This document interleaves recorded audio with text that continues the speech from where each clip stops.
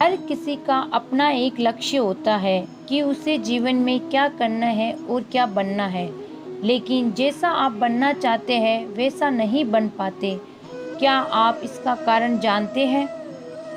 जीवन में हर व्यक्ति सफल बनना चाहता है, लेकिन सफल बनने के लिए आपको अच्छे विचारों को अपनाने की जरूरत है। गौतम बुद्ध के उपदेशों से आपके जीवन में सकारात्मक बदलाव आते हैं और इससे आपका जीवन बदल जाता है। यही कारण है कि बुद्ध के विचारों को सुखी जीवन का सूत्र कहा जाता है। सफल बनने के लिए हर व्यक्ति का अपना एक लक्ष्य पहले से ही निर्धारित होता है और वह उसी के अनुरूप काम करता है। लेकिन कई बार ऐसा होता है कि आप जो बनना चाहते हैं वैसा नहीं बन पाते।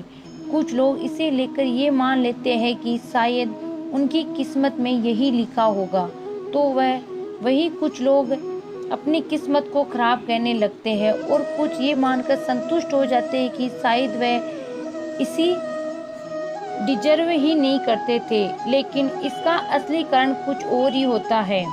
गौतम बुद्ध की इस कहानी से जानते हैं इसका कारण। एक बार गौतम बुद्ध को एक सभा में उपदेश देना था। सभा में करीब 100 से ज़्यादा लोग उपस्थित थे और उनका इंतजार कर रहे थे। गौतम बुद्ध आए, लेकिन बिना कुछ कहे ही चले गए। बुद्ध का ऐसा व्यवहार देखकर सभी हैरान रह गए, लेकिन किसी ने उनसे कुछ कहा नहीं। अगले दिन फिर से सभा का आयोजन हुआ, लेकिन आज सभा में उपस्थित लोगों की संख्या घटकर 80 हो गई। आज भी बुद्ध ने ऐसा ही किया। वह सभा में आए, लेकिन बिना कुछ बोले चले गए। आज भी लोग हैरान हुए, लेकिन बुद्ध से किसी ने कुछ नहीं कहा। अगले दिन फिर से सभा का आयोजन हुआ और लोगों की संख्या घटकर 50 हो गई। बुद्ध फिर से सभा में आए और बिना कुछ बोले ही चल गए। आज भी बुद्ध से किसी ने कोई प्रश्न नहीं किया।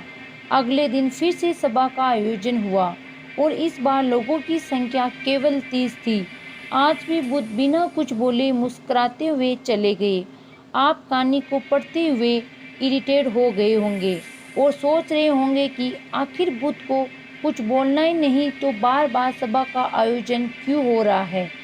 ठीक इसी तरह सभा में मौजूद लोगों को भी गुस्सा आ रहा था, लेकिन इसका जवाब जानने के लिए आपको धैर्य रखना होगा। अगले दिन फिर से सभा का आयोजन और आज सभा में केवल 15 लोग ही उपस्थित रहे, लेकिन आज गौतम बुद्ध ने अपना स्थान ग्रहण कर लिया और उपदेश देने के लिए बैठ गए।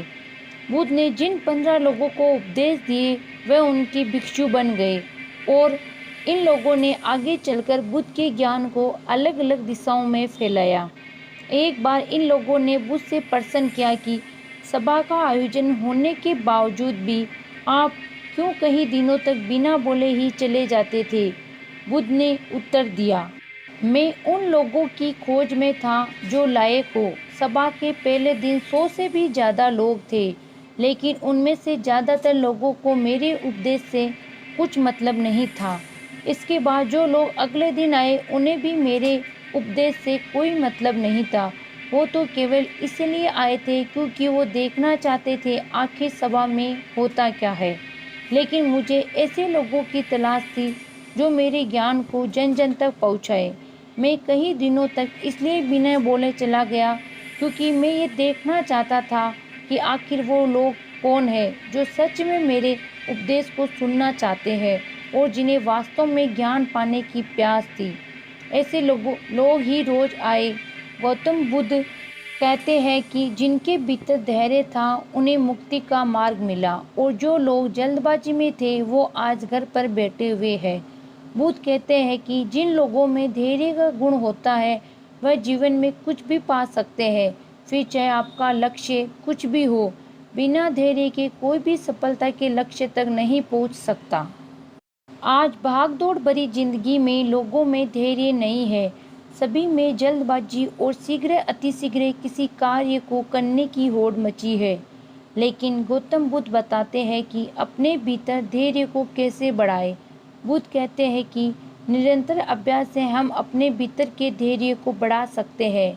यानी आप जो भी बनना चाहते हैं उसके लिए धैर्य की आवश्यकता है।